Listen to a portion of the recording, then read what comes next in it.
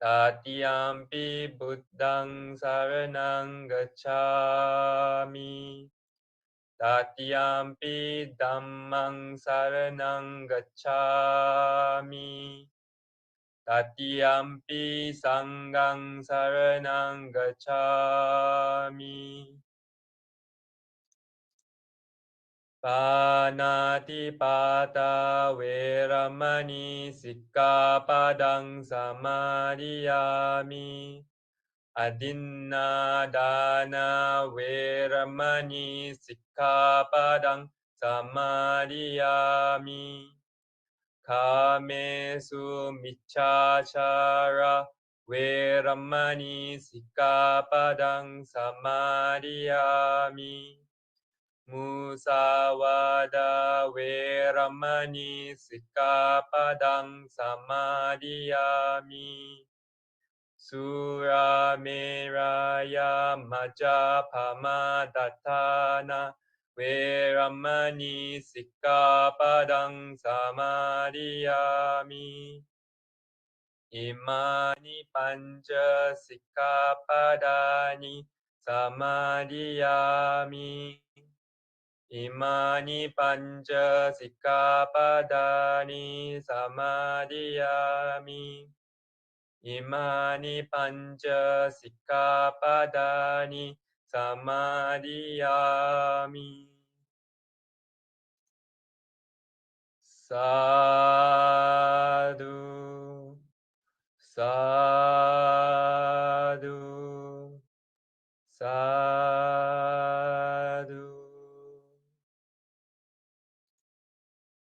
Now, let me introduce today's speaker, Dr. Punna Wong Yin On. Dr. Punna Wong graduated from University of Malaya. He joined Monash University in 2007 as an associate professor in internal medicine to form the pioneer faculty of the clinical school in Johor Bahru. He has been sharing the Dhamma regularly in Malaysia, Singapore, and Jakarta in the past 2 decades, and was an invited speaker at the 3rd, 7th, and 8th Global Conference on Buddhism. And he is a huge Star Wars fan. Dr. Punna authored his first Dhamma book entitled Walking in the Buddha's Footprints in 2016, which consists of a compilation of 100 reflective essays by him. In October last year, he launched his second Dhamma book entitled Breaking Myths, and is now sharing chapters from this book with us. Today, he is going to share with us the topic called Truth is in the Books. Over to you, sir.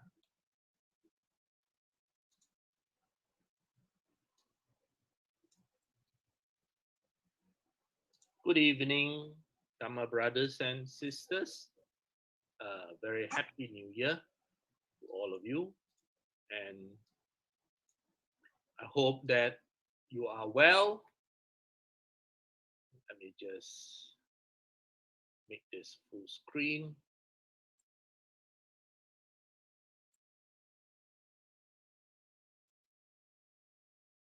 Yes, I hope that you all are well and safe as our country moves through rather difficult times.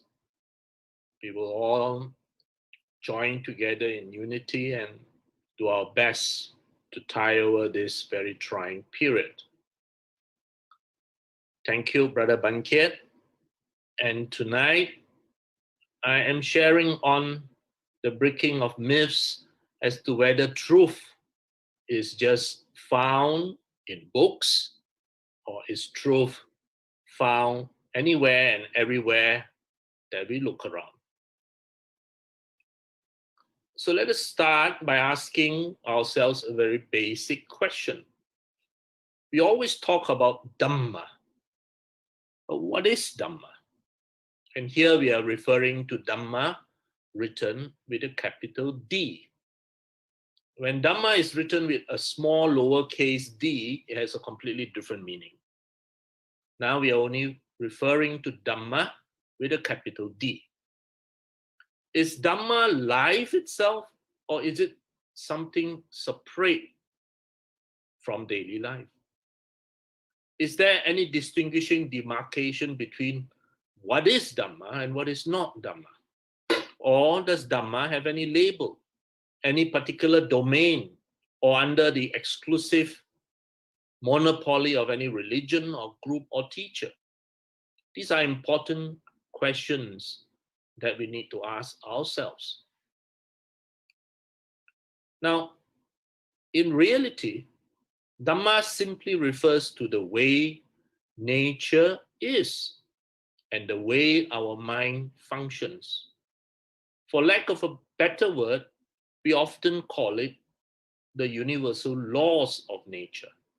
But this is actually not a very good translation. For the instant you say the universal laws of nature, someone will say, then who created this law?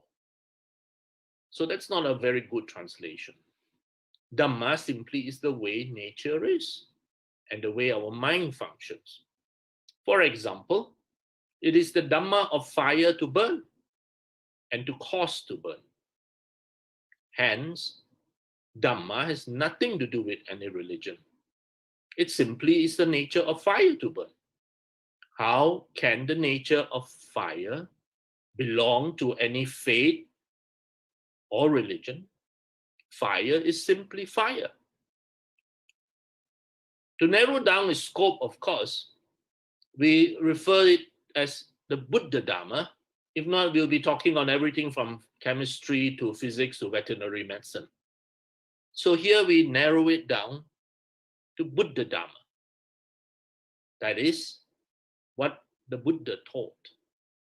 And while the Buddha Dhamma might sound very formidable for many, and for many people, when they look at the four Nikayas, which is the collection of the Pali Canon, and then they hear that there are 84,000 Dhamma teachings within this Pali Canon, people get frightened.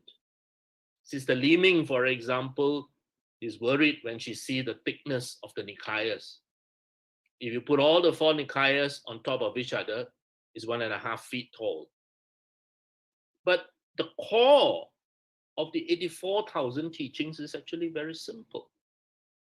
You have 8 for the Eightfold Path, 4 for the Four Noble Truths, and 000 for the 3 universal characteristics of anicca, dukkha, anatta, that is impermanence, unsatisfactoriness, and not self. I have to remind all of us, including myself constantly, that the first person to become a Sotapan, that is Anya Kondana, all he learned from the Buddha was the middle way, the Eightfold Path, and the Four Noble Truths. And he became a Sotapan. And subsequently, he and the other 4 other disciples of the original 5 learned on top of that the 3 universal characteristics as taught in the Anatta Lakkhana Sutta, and all 5 of them became Arahants, fully awakened beings. So the core teaching is basically just 84000. The rest of the other 83,000 odd discourses are commentaries on these fundamental first and second discourse that the Buddha gave, the Dhammacakkappavattana Sutta and the Anattalakkana Sutta. So I want to assure Sister Liming that while the 4 Nikayas stacked together is 1.5 feet tall, what she actually needs to have a good understanding of the Buddha Dhamma is actually just 2 discourses. So the application of Dhamma in our life is because there is an appropriate way for all of us to live in order for ourselves and everyone that we come in contact with to have happiness and to avoid the causes of suffering. So you can well imagine it is a very challenging task to translate it, this word Dhamma, as there is no single word English equivalent. So a very apt use is just this phrase that if you live in accordance with the Dhamma, it is a harmonious way of living. And this harmonious way of living is one that is in tune with the realities of nature. So in Chinese, Dhamma is for fa. And if you look at the Chinese word for fa, you will see 3 dots symbolizing water, and this word meaning chu chi, to go out. So the Buddha Dhamma is like us learning how to negotiate around the realities of life with the path of least resistance, in harmony and moving with ease. So if you take refuge in the Buddha, Dhamma, and Sangha, it does not mean that magically, poof, all your problems will go away. No, that is a false promise that does not come true. It doesn't mean that you will suddenly live a life that is completely without problems.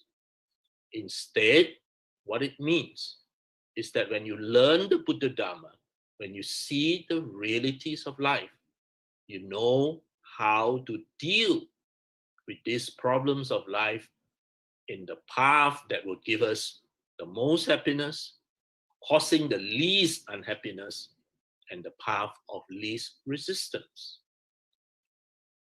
So Dhamma is from a Sanskrit word which means to hold, to maintain, to preserve. It's the way the universe and the human mind behaves, science and psychology. And the Buddha Dhamma teaches us behavior and means of living to prevent society, our family, and nations from descending into chaos. It teaches us duties that we must do as human beings and what is morally appropriate behavior. Its reason is to preserve, maintain righteousness and harmony. And hence, brothers and sisters, in the Dhamma, living in accordance with the Dhamma means acting in accordance with the teachings of the Buddha, understanding the 3 universal characteristics of impermanence, dukkha, and non-self, and understanding the 4 noble truths. And the result of living in this right way is outlined clearly for us in the Eightfold Path, the 4th aspect of the 4 noble truths. And this will lead us to harmony, awakening, and enlightenment.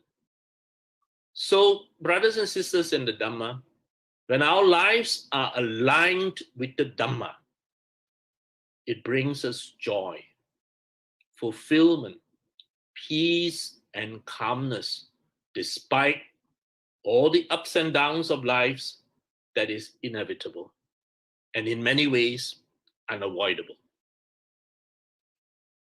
Now, Ajahn Chah, in the book No Ajahn Chah, is quoted as saying that outward scriptural study is not important.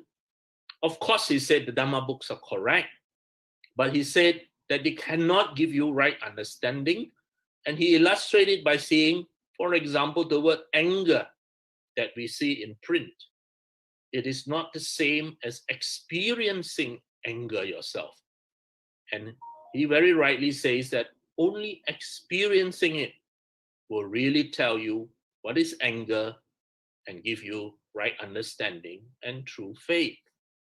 So it is not just reading the Dhamma books, but actually looking around life and seeing the realities of life in ourselves and in our surrounding. Shanti Deva said it so well. He said, I do not desire suffering. Yeah, I'm very sure the 250 people listening now, none of us here desire suffering. We all do not want suffering. Yet the fool that we are, we desire the cause of suffering. And what it means is, none of us desire suffering. And yet the fools that we are, we keep on creating the causes of suffering. In Chinese, it says that the Pusa, the wise one, the Bodhisattva, he is not afraid of the fruits, the vipaka. Zhongsen, the rest of us, we are very afraid of the fruits. The Bodhisattva, in his great wisdom, or the wise one in his great wisdom, is afraid of the cause, the seed. He is not afraid of the fruits. I.e., let me explain. Whatever we are experiencing now, be it good, be it bad, that is the fruits.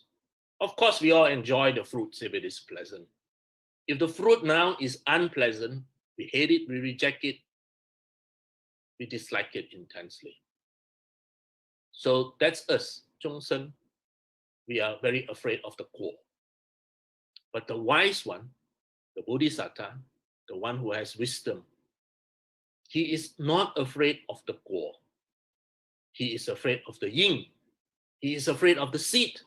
That means whatever he is dealing with now, the guo, whether pleasant, whether unpleasant, whether neutral, the wise person does not want to create causes of future suffering. He doesn't want to initiate the yin that will give rise to the guo in the future, which is unpleasant.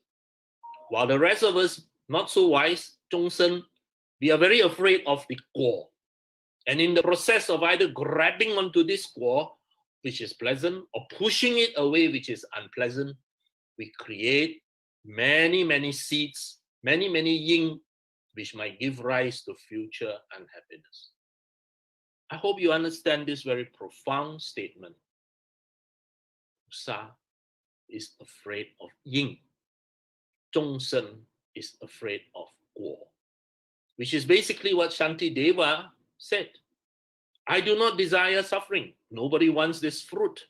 But yet the fool that I am, I desire the cause. That means I keep on doing things which plants the cause of future suffering. Brothers and sisters in the Dhamma, I hope you understand this very profound teaching.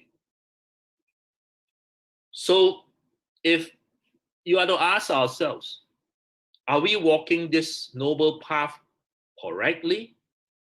Well, one question I want to ask ourselves, I ask myself, do I have peace? Because if I am walking this path correctly, if I'm applying the knowledge of the Buddha Dhamma correctly, if I know Dhamma, then I will certainly have peace. Whatever the winds blow, I remain calm and still and peaceful. So if you know Dhamma, you will know peace. If you are not peaceful despite walking this path, then you have not understood your Dhamma. Are you happy? If you are truly living the Buddha's Dhamma, truly applying the Buddha's teaching, you will be a very happy person. You will be, because you are living in every moment, you are appreciating all the blessings, and you are not planting fruits for future suffering. Now, the teachings of the Buddha are merely the realities of life which are found everywhere, not just in books kept in a dusty cupboard. Very often when I visit various centers, people will show me the library or a cupboard where the Tipitaka is kept. And you can see it is obviously hasn't been open for a long, long time. People literally pray to the Tipitaka. What for? It doesn't serve any purpose.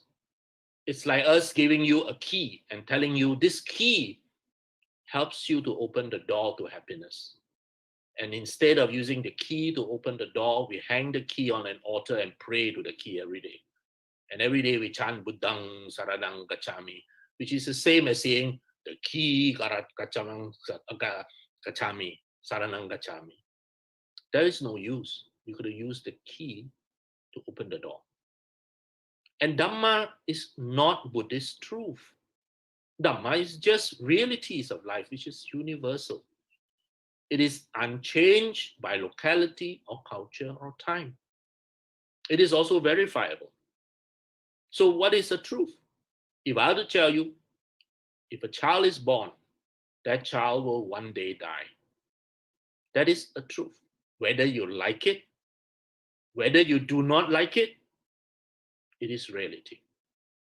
So that is the truth. Whether we choose to believe it or to disbelieve it. And this is what the Buddha was trying to teach us. In the First Noble Truth, for example, he taught us the states which give rise to suffering. He taught us about Pancha Upadana Khandha, that whatever you grasp onto these things, you will suffer. Whether we choose to believe or not believe it, that is reality. We all chant this very often, the qualities. And it says that the Dhamma of the Blessed One, the Buddha Dhamma, is perfectly expounded. It is to be seen here and now. You can look around you, brothers and sisters, and you will see the Dhamma everywhere. I look at my computer, and as I shared last week, I see the Dhamma, because that computer is anicca, is dukkha, it's anatta, it's impermanent, it is dissatisfactory, and it is not self. And the Dhamma, you don't have to die to see it. It's not delayed in time. It's right now in front of us everywhere. And importantly, the Buddha Dhamma invites you to come and experience for yourself that it is the truth. So truth is impersonal. It does not favor anyone or forgive or is bent by prayers or offerings. And this the Buddha clearly stated in the Itta Sutta, which I've shared many a times. The Buddha said in that particular sutta that everybody wants long life, beauty, everybody wants to be healthy, nobody wants to grow old and sick, everybody wants beauty, everybody wants to go to heaven. And the Buddha said, everybody is praying for this, day and night they pray for this. And the Buddha clearly tells that if prayer works, no one will grow old, no one will fall sick, and no one will die. And everybody will be as beautiful as Miss Universe or Mr. Universe. And he said, look around you. Just look around and see. And you will know that this is manifestedly not true. So he said, if you want long life, you create the conditions for long life. You want beauty, happiness, etc., etc. You create the conditions for it. Mere prayer, which is a shortcut, the easy way that everybody wants, the Buddha says, does not work. It is very bad advertisement. But what the Buddha taught in that sutta is absolutely correct. And it is one of the suttas which made a huge turning point in my life. Because prior to that, we all think, oh, if I pray hard enough, if I have enough faith, if I have enough devotion, then this will not happen. And I can tell you honestly, anybody who uses his common sense, be objective, you will see this is manifestedly untrue. Did not the Jews during the Holocaust pray very hard? Did not the people suffering in the Middle East now, having bombed, having starvation, illness, etc., are they not praying very hard? And yet, everyone suffers. Reading that particular sutta is so liberating when you understood that what the Buddha said is truth, not promises. So stop negotiating, brothers and sisters. Stop negotiating with your imaginary friend. Instead, start acting. If you want happiness, create the conditions for happiness. If you want beauty, create the conditions for beauty, etc. And the Dalai Lama himself, someone I greatly admire, said, although I'm a Buddhist monk, I'm skeptical that prayers alone will achieve world peace. You need to take action. The time for us to consider seriously how to change our way of life, not through more prayer, not through more chanting, etc., but through education. And we must remember the Dhamma started as an education. It is an education that when we learn and apply will give rise to transformation. And that is the only miracle that the Buddha accepted, the transformation of ourselves to be a better person.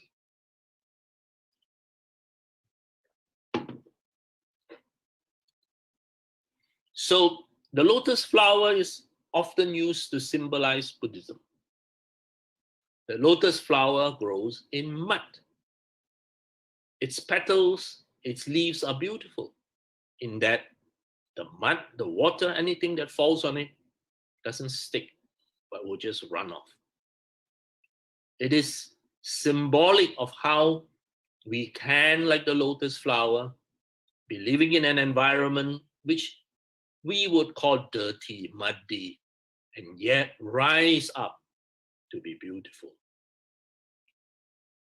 So the Dhamma is in us, in our surrounding, not just in sacred books. It's everywhere in our mundane lives. And there is nothing that the Buddha wanted us to believe, but a lot to know and do. We need to verify this. And then you will not have just simply faith, but confidence that it is true. In reality, whether you believe the Buddha or not, frankly, is immaterial. Whether you believe you have a rebirth or not, frankly, is immaterial. Because after you die, you will know. And whether you even call yourself a Buddhist or not, is also immaterial. Because it is not what we label ourselves, which is important.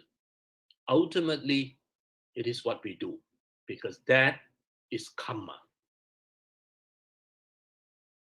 So, little though he recites the sacred text, but he puts the teaching into practice, forsaking lust, hatred, and delusion, with true wisdom and emancipated mind, clinging to nothing of this or that, he indeed partakes of the blessings of a holy life. So it is not how religious we appear to be. It is not how much I chant, how much I appear to be very, very religious. That's only for show. In reality, as this verse in the Dhammapada clearly teaches us, is whether we are putting this teaching into practice. And this is one of Brother Ananda Fong's favorite verses, one of mine too. Thank you, Brother Ananda Fong, for making this slide. So we need to act, we need to learn, and compassion and wisdom are the two wings. We learn what to do, we know what to do. That's wisdom. But wisdom alone is inadequate, because wisdom teaches us what to do. And what we do is virtue. Virtue is doing it. Wisdom is knowing what to do. So you need both. As I said repeatedly, metta, karuna are verbs. You know, I must live with metta. I must have great karuna. I must have loving kindness. And you chant that a zillion times to condition your mind, metta, karuna, metta, karuna. Now please, act on it. You need to turn it into a virtue, because metta, karuna are verbs.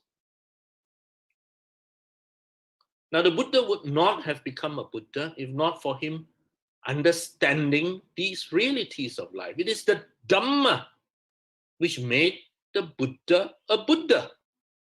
Do you realize that? The Buddha became a Buddha, a fully awakened being, because of the Dhamma. And the Buddha wants us to use this same Dhamma so that we too can be awakened. Ultimately, our refuge is Dhamma, the realities of life, the facts of life.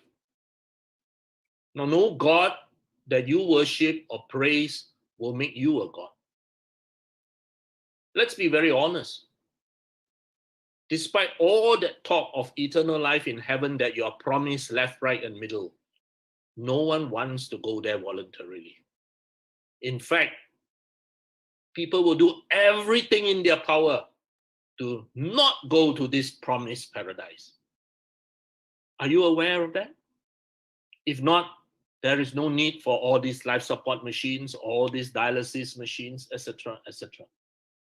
People, no matter what they say, will do anything and everything in their power to delay going to this promised paradise.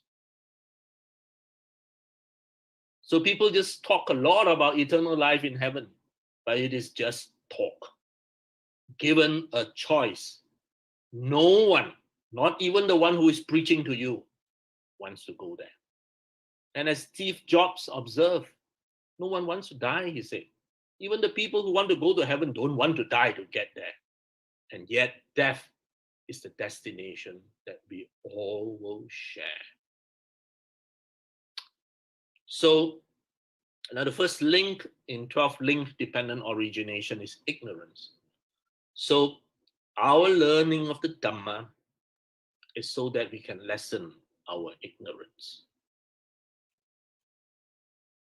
Now, when human beings are ignorant and they do not understand, they will create gods for every need. The Chinese are very, very good. The Greeks are brilliant. And they have created gods for wealth, gods for studies, God for health, God for justice, you name it, by the hundreds, because they could not understand nature. Here, the Buddha Dhamma is the teaching for you to understand nature and to live in harmony with it. Because not understanding and taking refuge blindly in anything is unrewarding and dangerous. So in the Buddha Dhamma, definitely blind faith is a no-no. Now, Bertrand Russell, some of you of my generation would have read his works. He was considered a great intellectual at the beginning of the 20th century, with great moral fiber. And he said, when there is evidence, no one will speak of faith. You do not speak of faith when 2 + 2 is 4, or the earth is round. You only speak of faith when you wish to substitute emotion for evidence. And one of his books that I read as a teenager with a great influence on my life is this book called Why I Am Not a Christian. Now, please remember, Bertrand Russell wrote this in the early 20th century. In early 20th century England, you do not go around telling this, but he did. And it hit him professionally very, very hard. But he didn't give two hoots about it. He said, I am telling the truth, whether you like it, whether you find it pleasant or not pleasant. This book is now available free on the internet. You can just read it free online now. And similarly, Bertrand Russell, in his great exploration, said if you look around all the religions, you will see that among the founders of all religions in the world, I respect only one man, the Buddha. And the main reason, he said, is because the Buddha did not make statements regarding the origin of the world. The rest who said the world was created in how many days and when, etc., Bertrand Russell knew was wrong, and the guy was just talking off his nuts. The Buddha was the only teacher who realized the true nature, he said. And the fundamental teaching of the Buddha, he said, is made clear by the study of the original sources, clear and simple, in its closest harmony with modern ideas. And it is beyond all dispute the achievement of one of the most penetrating intelligences the world has ever known. Well, that's Bertrand Russell for you.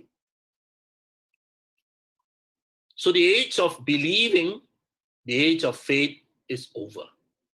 We are now in the age of information technology. We are now in the age of knowing. And the Dalai Lama, His Holiness, is so confident. He said, as in science, so in Buddhism. Understanding the nature of reality is pursued by means of critical investigation. And if scientific analysis were conclusively to demonstrate certain claims in Buddhism to be false, wrong, then you must abandon those Buddhist claims and accept the findings of science. His Holiness is so confident. This, Dhamma brothers and sisters, is one of the most profound teachings that I learned as a young man, as a young Buddhist. Why do I say this is one of the most profound? This is because just these 8 words, they are completely against all other theistic religions. 佛在心中，心中有佛. Just these 8 words, they are so profound because they tell us what the Buddha Dhamma is and how it is fundamentally so different from all other theistic religion. 佛在心中. The Buddha is in my mind. Xin doesn't refer to heart, it refers to mind. The Buddha is in my mind. 心中有佛. In my mind is the Buddha. What do I mean? And let me try and elaborate. Let me, before that, show you a short little video. "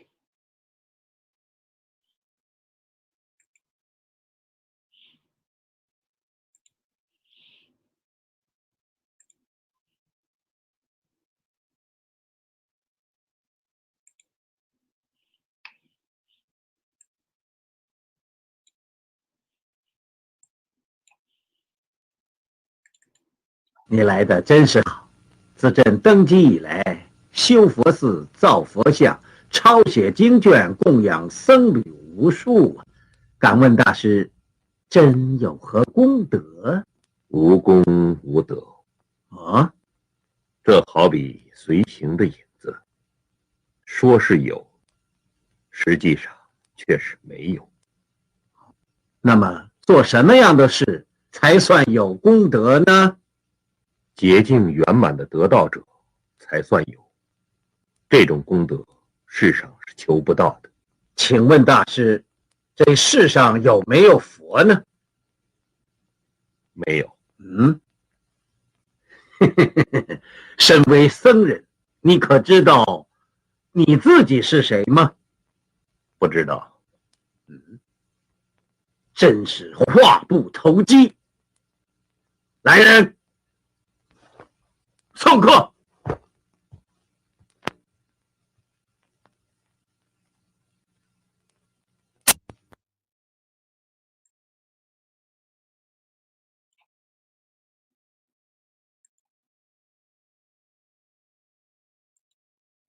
Okay, brothers and sisters in the Dhamma. I hope you saw that video and understood. This video shows the conversation between the Venerable Bodhidharma and Liang Wuti. Bodhidharma came to China around 500 something. At the time was the Liang dynasty before the Tang. And Liang Wuti was a very devout Buddhist emperor. who did a lot for Buddhism. Chinese Mahayana Buddhism is vegetarian, primarily because of Liang Wuti, who insisted and made imperial edicts ordering that it be so. So when the Venerable Bodhidharma came to China, being such a famous venerable, he was ushered to the emperor's audience. And the emperor asked three famous questions, which has been studied ever since. The first question, as you heard, the emperor said, I've done so much, donated land, ordained so many people, given permission, dana, so much. What merits do I have? And Bodhidharma replied, none whatsoever. Well, that of course pissed off the emperor very much.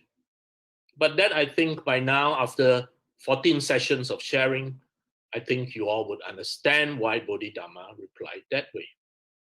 Because if you are to do good deeds and expect praises in return, or expect celestial bitcoins in return, that is not dana. That is an investment. And that's why Bodhidharma said, as far as merits is concerned, none whatsoever.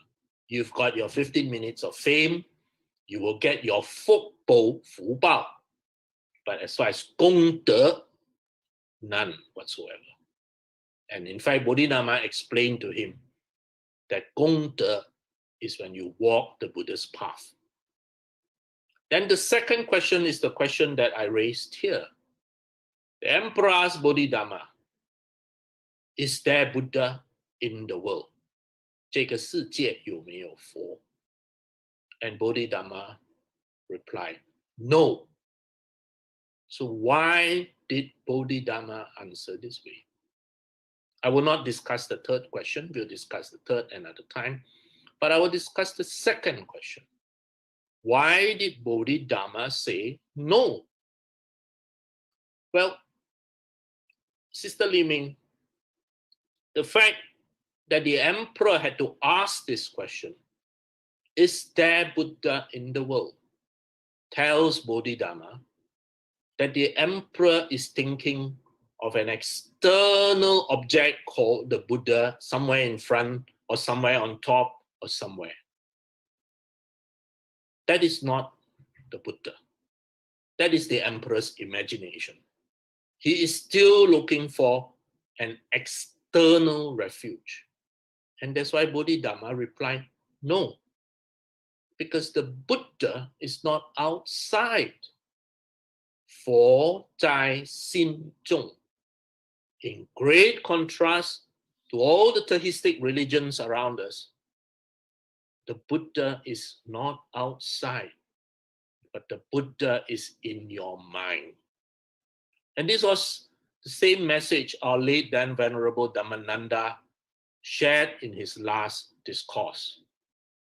The Buddha is in your mind, not externally. So if you keep on looking for the external Buddha, you're going to be disappointed because the Buddha is in your mind. While other theistic religions offer you an external refuge based on faith, based on power, what the Buddha is telling you is that refuge is in you, in your mind. There is no external refuge.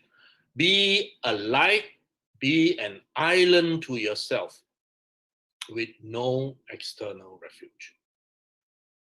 Remember, 佛在心中. In complete contrast to other religions. And the second one, 心中有佛. In your mind, you have the Buddha. And this is again in complete contrast to all other theistic religions. In the other theistic religions, you are told, you are a sinner. You are worse than the scum of the earth. You need redemption. You need to be washed clean with detergent, with blood, with whatever. But in the Buddha Dhamma, no, you are not a sinner that needs redemption.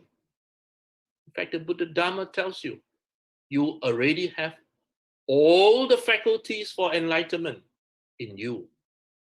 All it needs to be is to be awakened. The Buddha nature, or that facility or faculty or ability for enlightenment, is already in you. You need to be awakened, paying homage to the potential Buddha. And I hope you again understand this line, because this is such a profound line.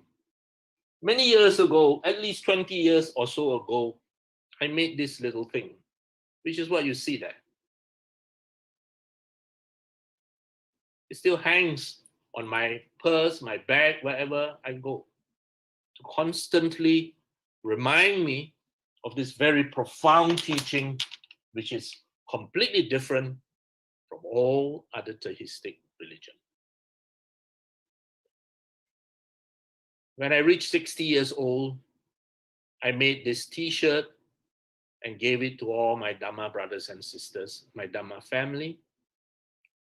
Brother Ju Singh very kindly helped me arrange for this t-shirt, and I made it and gave it to all my Dhamma family. For the many of you here who missed my 60th birthday, I'm so sorry, all the t-shirts have been given away already. But I want to show you a video, a very important video.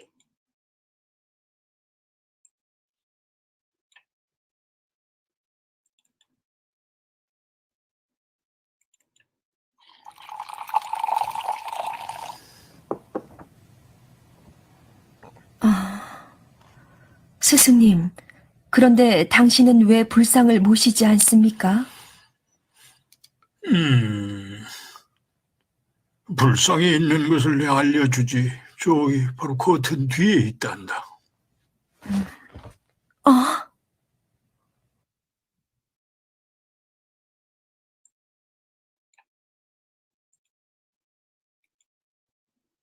Now, my wife loved that video.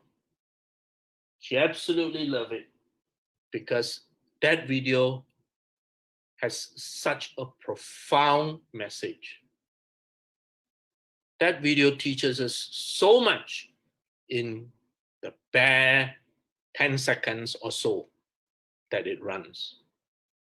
Because in that video, you have a girl who was looking for the Buddha image. And the teacher so wisely told the girl, you want to see the Buddha? Behind the curtain. And when she opened up the curtain, what did she see? Her own image. I think that lesson is so powerful, so impactful, that anybody who realized that lesson will never will never forget it. So what are the realities of life around us that we can see all the time, brothers and sisters? Well, impermanence is one. If you just look honestly, everything around us is impermanent. The first of the three, zeros. Everything is ceaselessly changing. So if you are attached to what is impermanent as a refuge, you are going to be very disappointed. So the instant you buy your computer,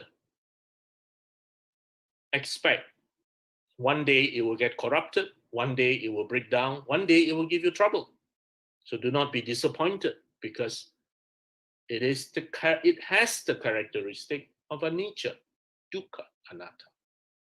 But on the positive side, because we are impermanent, we can now improve ourselves and be better. If you are a permanent thing, a permanent soul, an unchanging being, the Buddha said, then there is no hope, because you're never ever going to be better. Anicca. I love this teaching so much. I interviewed a woman who is terminally ill. So I tried to delicately ask, how is it like to wake up every morning and know that you are dying?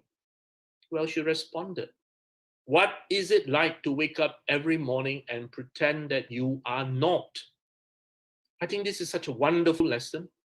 And I shared last week that if ever a genie comes up and says, Dr. Wong, you have one wish, and I will grant it. What is your wish? My wish would be, let every human being know exactly when he or she will die. Because if you and I know exactly when you and I will die, I assure you, I guarantee you, you will live your life very, very differently. You will utilize every minute, every second. You will live literally every moment, appreciating how precious it is. But that's the reality. We are all dying. But we are just pretending that we are not. So this too will pass, or this too shall pass, is the teaching that we have been reminded endlessly. Ajahn Brahm used to tell us this story so often, how good, how bad, it will pass. It may pass with a lot of pain. Do not assume that just because you are a Buddhist, it will pass painlessly. Well, it will pass, but it may give you a lot of pain. But at least you know how to deal with it. So it may pass like a kidney stone, but it will pass one day. Now, it is not just us that is impermanent. Even the universe is impermanent. And if you look in the Nikayas, the Buddha said, as he recollect his manifold past lives, many eons of cosmic contraction, many eons of cosmic expansion, and many eons of cosmic contraction and expansion. Even the universe, Dhamma brothers and sisters, is impermanent, constantly changing. And the Big Bang is just part of many big bangs. It expands, and one day it collapses. And then it expands again repeatedly. Now, we often read when we teach children to them that, the Bodhisattva enjoyed a very luxurious life. And then we quote, he has 3 residences. In summer, he had this. In winter, he had that. In the monsoon season, he had this.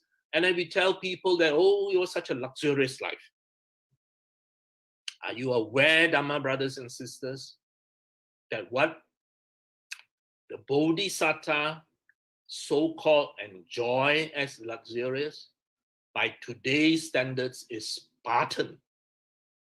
Compared to the comforts our children have today, these luxuries are Spartan. Because this is what our children have. So if we say, why is it that my children do not understand dukkha? Well, that's because we had taken everything that we can do to spare them from dukkha. So I always say, don't worry.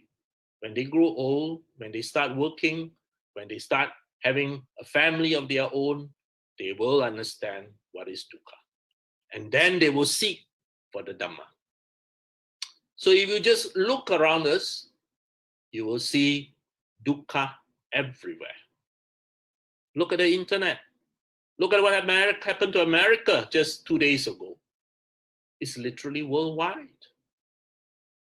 Now, while the Buddha taught that it is important to recognize that dukkha is part of life, he did not deny that happiness exists too. There's lots of happiness in the world. I just had a wonderful dinner with my wife and my goddaughter. It was happiness. But it is what I call chocolate happiness. Even though the worldly happiness is real, it is impermanent. It doesn't last. And so while many of us, when we feel unhappy, for example, we take out a chocolate bar and eat it to cheer ourselves up. It tastes good. But that happiness will only last until the end of the chocolate bar. The root cause of our unhappiness remains unchanged. So now, in the face of the pandemic and in the face of another potential lockdown in just barely a few days, This is the dukkha of your sushi. Very soon, this will be all the sushi that we can afford. Very soon. And if you still do not see dukkha, if you still do not see anicca and anatta, I don't know how I can help you anymore. Of course, non-self does not mean that you do not exist. I've repeatedly shared this. It means that there is nothing permanent in you. You're always changing. Of course you exist, but not as a concrete thing. You're always changing. You're always either becoming older or degenerating, or becoming wiser or becoming a fool. So let's take a football team. Since many of the people who are helping me organize this series of talk are ardent football fans, let's take a football team. Now, many things about a football team will change over the years. Players come and go, new supporters, the team's position in the league go up and down, sometimes they get relegated, but the team still exists with its identity, even though it is made up of many impermanent changing parts, none of which is a self.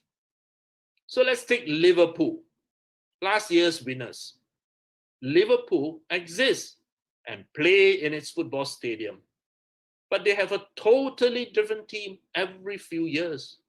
The old Liverpool had died and is reborn with new manager, new players, etc. So now do you understand about this self that we have been trying to teach you? Which is the real Liverpool? There is no Liverpool. Only a concept of Liverpool. There's nothing which is self in this. There is nothing which is permanent. It is a ceaselessly changing phenomena which we take as a concept of a football team. That's anatta. Here I'm going to share with you another very educational video.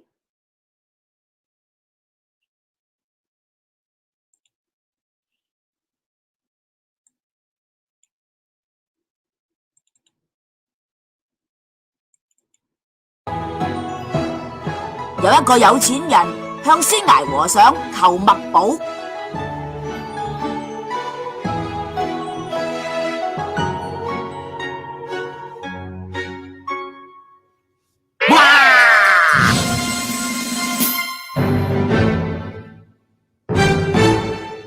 大師，你有冇搞錯啊？我請你嚟寫啲吉祥好詞，你點解會同我開埋啲咁嘅玩笑啊？你咒我哋死啊？呢啲咪吉祥好詞嚟咯，有啲乜嘢唔妥先？嗱，你試諗下啦，假如你個仔先過你而死去，咁你一定會十分悲痛噶。假如你個孫死先過你個仔，咁你父子亦係十分悲痛噶噃。如果你嘅家人一代一代都係照我寫嘅次序死，咁樣就叫做享盡天年，呢啲先至係真正嘅興旺啊！你話啱唔啱啊？又啱喎。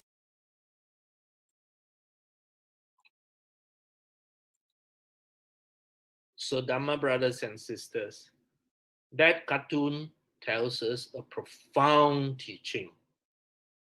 During a storm, not only will the old leaves fall, usually it's the old leaves fall, but occasionally the young leaves, the green leaves will also fall. So as you reflect, you will see impermanence, you will see dukkha, you see the certainty of death, and you also see anatta, non-self. We can't control it. In that short cartoon strip, the rich man asked the Chan master, give me a jiwa, something that will bless my house. You know, the Chinese love calligraphy. And so, of course, the master said, and he wrote, the father died, son died, and the grandchild dies. Which to the rich man, of course, is shocking. Why are you cursing me? And the Chan master explained, if your family follows this, you will have great peace and happiness. For it is inevitable that we will die. But if within your family this sequence is followed, then you will have relative peace. If at any time this sequence or order is upset, then there will be great sadness in your family. And any family that has undergone this will know the pain. So this is a reality of life. We just do not wish to admit it. And in Chan, in Buddhism, we do not deny truths. We accept it and do our best to live understanding it so that we have the least pain. So as I repeatedly say, emptiness does not mean nothingness. In fact, emptiness is the potential for change. A cup is empty, so it can be filled with anything. A gold ring is empty. You can melt the gold in the ring, and you can use that gold and make other things. It does not have a permanent structure. Look at a table. We say this is a table. Yes, it is a table, but it's actually just timber that is assembled.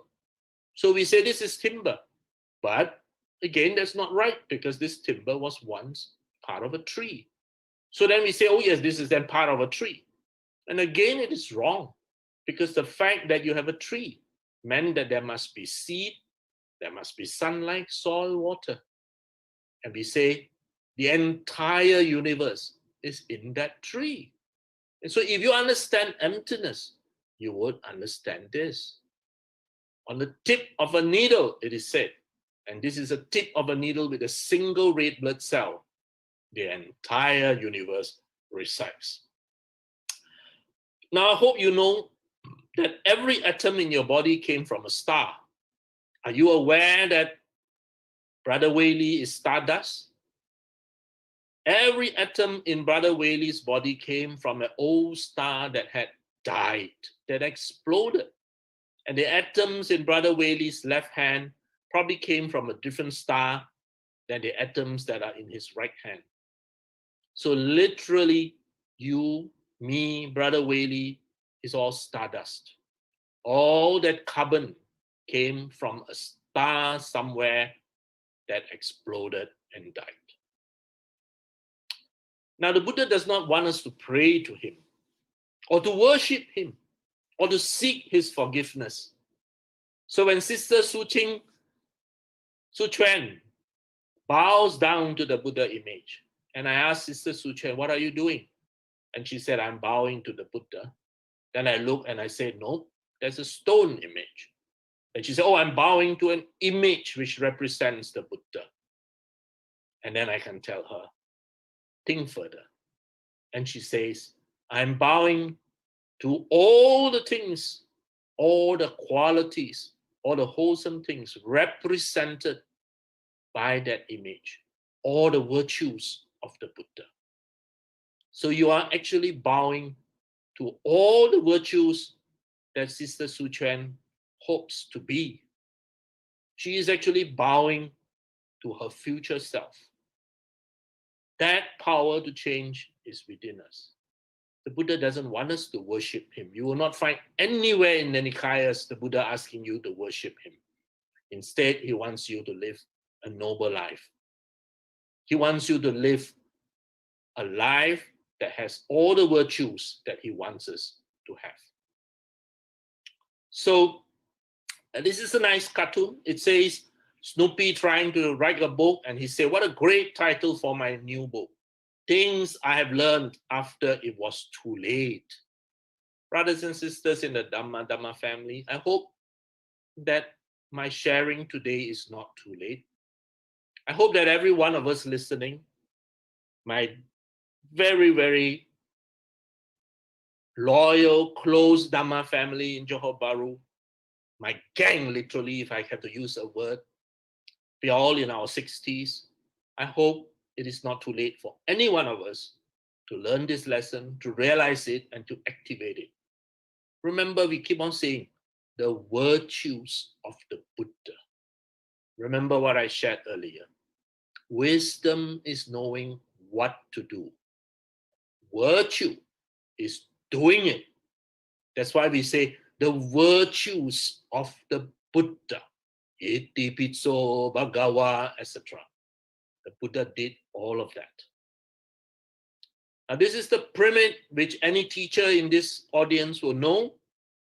Sister Li Ming will know as a teacher. And you know that when you learn, just listening is very, very ineffective. So those of you who are listening, you only learn 5% of what I shared. Those of you who go back and read, maybe look at my slides that I've always sent, maybe 10%. You look at the videos, maybe you gain another 10%. The most important thing is discussion, practice, and the most effective, teaching another person. That's where we truly learn. That's why I have repeatedly shared that in 2 decades of sharing the Dhamma, I thank all the people who invited me, because in teaching, I actually am the one who benefited the most, because I learned the most. So I hope all of you will share this with another person, a family member, a friend perhaps. So more important than finding gold is to discover and practice Dhamma. With that, I end. I thank you. It's been a wonderful evening, and I want to thank all of you for giving me this opportunity to share with you from the heart of Kuala Lumpur. Thank you very much. Over to you, Brother Bankier. All right.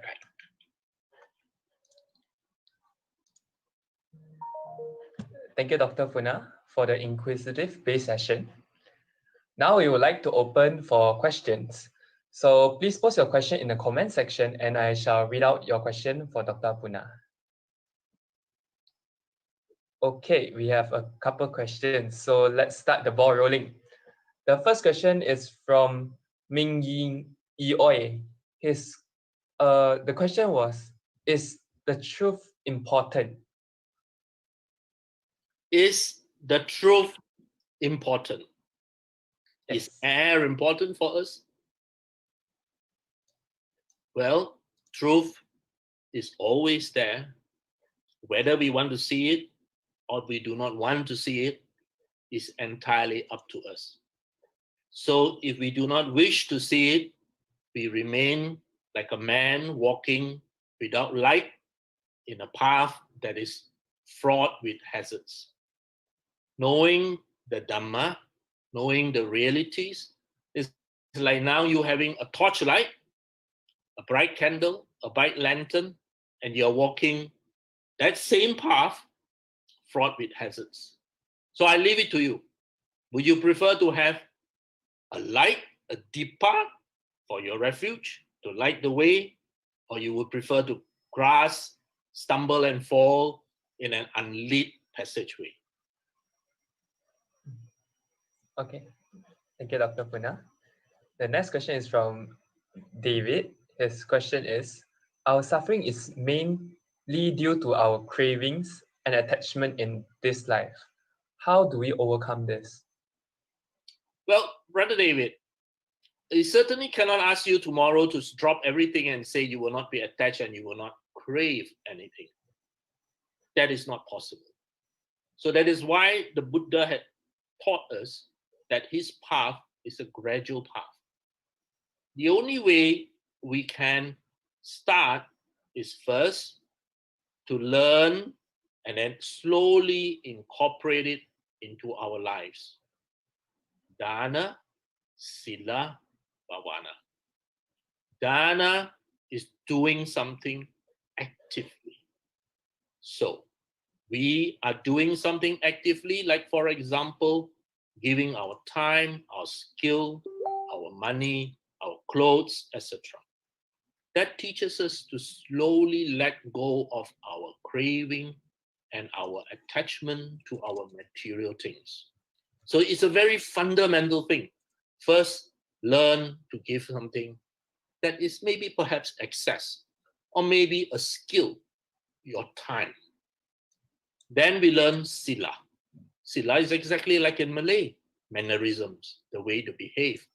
And these silas are like the traffic lights in the junction.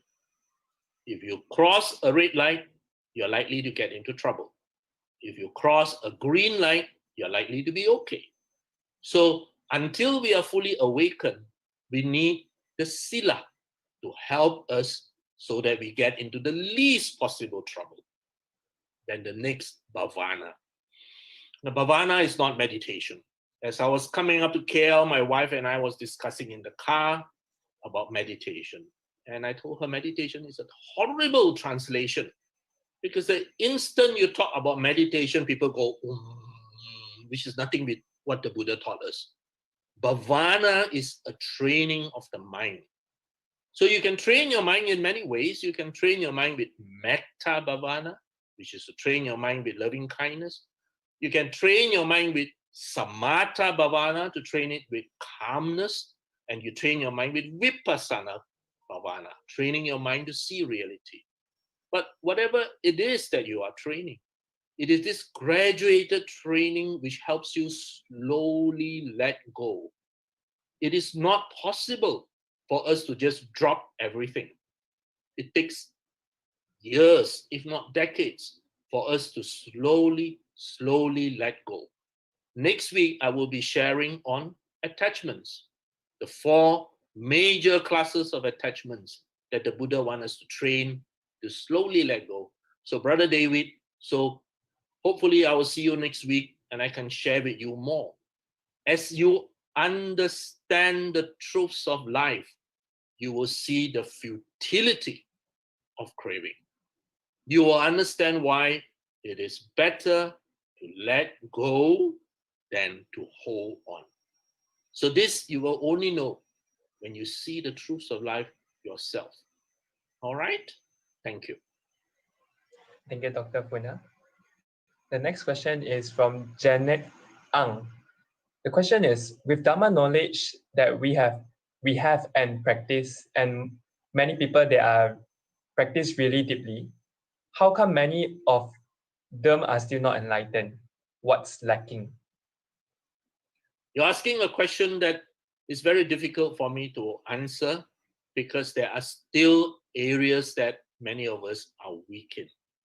So if you look at the 10 factors, okay, Sotapan has broken the first 3, the Sakandagamin has broken the first 3 and weakened the second, etc., etc. But we are still not awakened, because we still have many things that we do not have full understanding. Let's use the example of the emperor asking Bodhidharma the 3 questions. The emperor is a very devout man. He, in history, you will see, led a life which was exemplary. But yet, despite giving away lots of material things, he had spiritual greed. He asked, how much merits that I have? That Bodhidharma tried to correct. Second, he still has fundamental misunderstandings. That's why he asked, where is the Buddha, etc. So despite many people who are working hard, working diligently, there are still many aspects that they have not understood, they have not fully realized, and that's why they are not awakened. And awakening meaning literally waking up from a dream. We may have woken up a bit, but we have certainly not completely awakened. Of course, there are many people who are very well awakened. Nobody denies that. But there are also many who are still struggling along. All right, do not worry so much, Sister Janet, about the result. Worry about the causes. Do not worry about the guo. Worry about the yin that you are planting, the seeds that you are planting. The result will take care of itself. Okay, thank you, Dr. Punna. The next question is from Dim A Piao. The question is, who is Shanti Deva and why are his words deemed enlightening to the Buddha's disciples? Well, Shanti Deva was just a great teacher of the past, just as there are great teachers presently. We often quote Ajahn Chah, for example. We often quote Ajahn Brahm, for example. Those are our contemporary teachers. Shanti Deva was a teacher of old that had left behind much teachings. Okay? Mm. Those are some questions. Shall we wait for a bit more for more questions to come? Entirely up to my moderator. Yeah, definitely, sir. Okay, the next question is from Hong Kyong Go. The question is, Dr. Punna, may I know your opinion about the practice of belief in Mahayana Amitabha? Well, I hope I'm not going to get thrown out by many other centers. I've already been thrown out by quite a few centers. But the practice of Mahayana Buddhism is very, very profound. What most people talk about Mahayana Buddhism is just scratching the surface. As you go deeper into Mahayana Buddhism, it is very profound. Equally profound, if not more, than what we call Theravada Buddhism. And Amitabha, the belief in Amitabha is a question that has been asked of me many, many a times. So you're not the first. And my standard answer always is I'm not going to give my opinion, but I'm going to give the opinion of the sixth Chan Patriarch Huineng, because Huineng was also asked the same question. So I'm being very safe when I quote that this is the answer that Huineng gave. And you can refer to it in the Platform Sutra. It's available free online. You can look at it and you will see the Venerable Huineng, the sixth patriarch of the Chan tradition, in fact, the most influential teacher besides Bodhidharma of the Chan tradition. So Huineng was asked this by a layperson who asked him about Amitabha's Pure Land. And Huineng replied, and he said, the ordinary, I'm paraphrasing, of course, I'm not quoting word for word, but paraphrasing. And he said, the ordinary person thinks that if I believe in Amitabha Buddha, or I chant Amitabha Buddha's name fervently, then when I die, I will go to his Pure Land, 10,800,000 里, to the west. So they call it the Western Pure Land. 10,800,000 里, 108,000 li to the west. So he told this layperson, this is a very, very common simplistic thinking. And he said the very fact that you say to the west already reveals the simplistic thinking. What is the west, he said. To the people living here, we say that direction is west. To the people living in the west, a further direction is west. So he said that is a very mundane thinking. There is no such thing as the west in reality. And he told the person that it is in your mind. And he actually challenged the layperson. He said, if you can see this, what I'm going to teach you now, the Pure Land, Xitian, will be in front of you immediately. If you cannot see it, then it is 10,800,000 里 away. And he said, what is this 10,800,000 里? 10, he said, refers to the 10 wholesome deeds. If you want to know what are the 10 wholesome deeds, just Google is there. Okay, 10 wholesome deeds. 8, the Eightfold Path.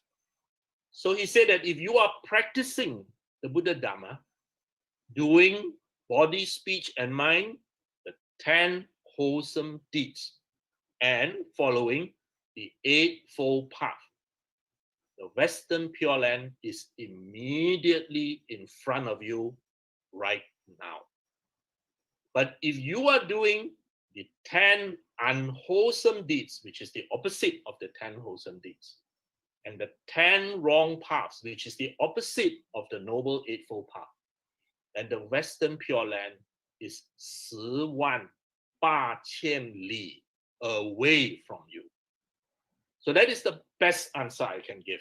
And that answer is found in the Platform Sutra of Liu Zhu Hui Neng, the 6th Patriarch Platform Sutra. You can Google it yourself.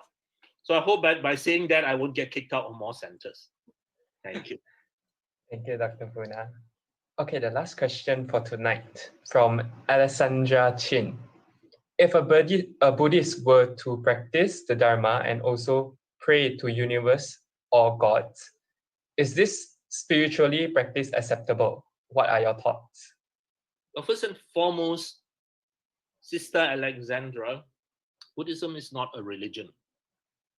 There is no creator God in Buddhism. Buddhism is basically a non-theistic philosophy. If you read the Nikayas, there is a lot of references to devas. In fact, in the Samyutta Nikaya, right at the very beginning, there is a Deva Samyutta, a whole section dedicated to devas. The difference is in the Buddha Dhamma, the devas or the gods are not fully enlightened. And when I read that long time ago, I was so happy because I finally understood why in the theistic religions, their gods claim to be jealous. Their gods can make statements like, "Thou shalt not bow before any other god, for the Lord thy God is a jealous God." I could not understand that statement in those old days because I said, why would a god be jealous? Jealous of what? I mean, if Banket is the only person on earth, who is he jealous of? To me, it's an oxymoron statement. Okay, so if Banket tells me he's jealous, that means there must be someone else besides Banket for him to be jealous. And if he's the only person, there's nothing to be jealous. And then you read lines like, "Vengeance is mine, said the Lord." And then again, I wonder, look, Banket, if you're only one person on earth, what vengeance are you talking about? So when I read the Buddha Dhamma, and I read that the devas are not enlightened, they may be more powerful, they may live longer, but they are not enlightened. And they certainly have all the emotions that we human beings have. And they even go to war with each other. And I said, okay, now I understand. So while Sister Alexander Chin, you can learn the Dhamma, it will make you perhaps a good Buddhist Christian, a good Buddhist Jew. You know that there's a group called Buju? These are Buddhist Jews. I'm not bluffing. You go and Google it yourself. They are called Bujus. They are Buddhist Jews. And a lot of the very prominent Dhamma teachers in the West are Jews. I will not name their names, but they are Bujus. They are Buddhist Jews. You can Google it yourself. So hopefully when you learn the Buddha Dhamma, you understand that spiritual aspect that you may perhaps come from better. But as far as many of my Dhamma brothers and sisters, including I myself, the word God exists, except it is spelled as G, full stop, O, full stop, D, full stop. Gift of Dhamma. My God is the gift of Dhamma. Okay, sister, thank you. Thank you, Dr. Punna. We have now come to the end of our Q&A session. Thank you, Dr. Punna Wong, for sharing the Dhamma with us today. If you wish to obtain a copy of the Breaking Myth ebook, you may download from the link given in the Facebook comment section. Now, let's have a short recap of today's Dhamma. The Dhamma is the truth. It is universal and is unchanging by locality, culture, or time. It is also verifiable. Truth is impersonal. It does not favor anyone, nor forgives or is banned by prayers or offerings. It is inevitable in its outcome and is timeless. The truth is all things are impermanent and constantly changing. Thus, if we are attached to these impermanences, we could end up being disappointed. The presence of suffering is also a truth which can't be denied. However, the suffering which leads to the end of suffering is worth it. Non-self does not mean that we do not exist. It's just that there's nothing permanent in us. We are always changing in both body and mind. The Buddha does not need us to pray, worship, or to seek his forgiveness.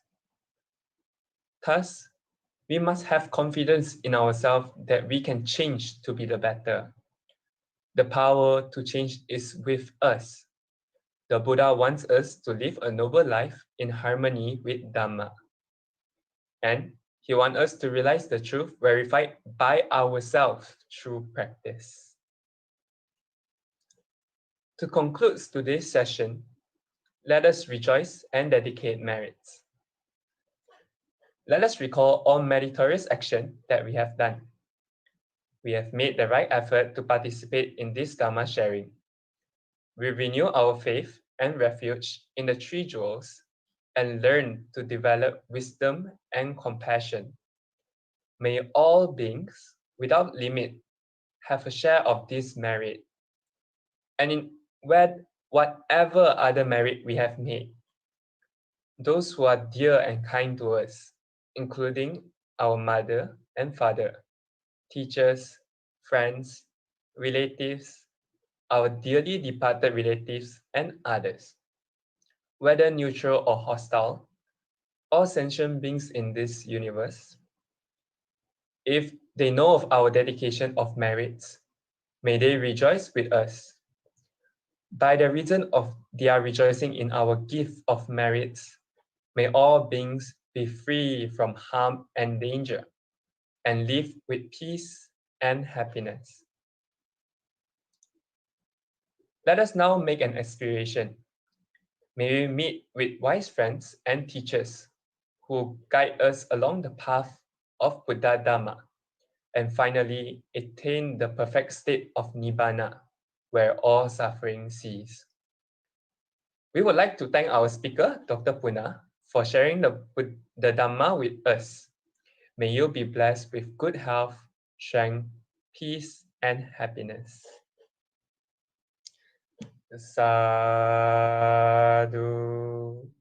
sadhu, sadhu.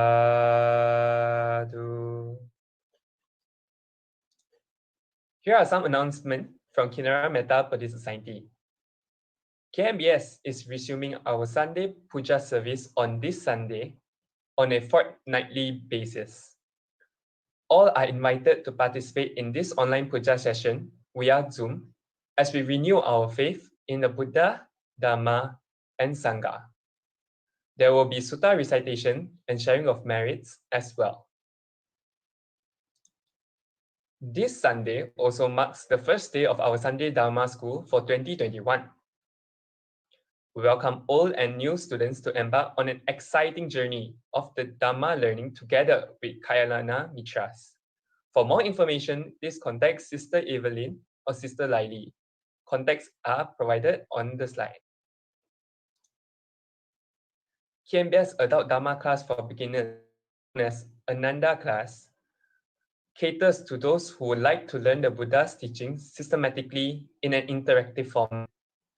The topics shall include basic Buddha's teachings, values, how to lead a happy life, and mindfulness practice. Online registration is now open. For further details, kindly contact Sister Suchuan.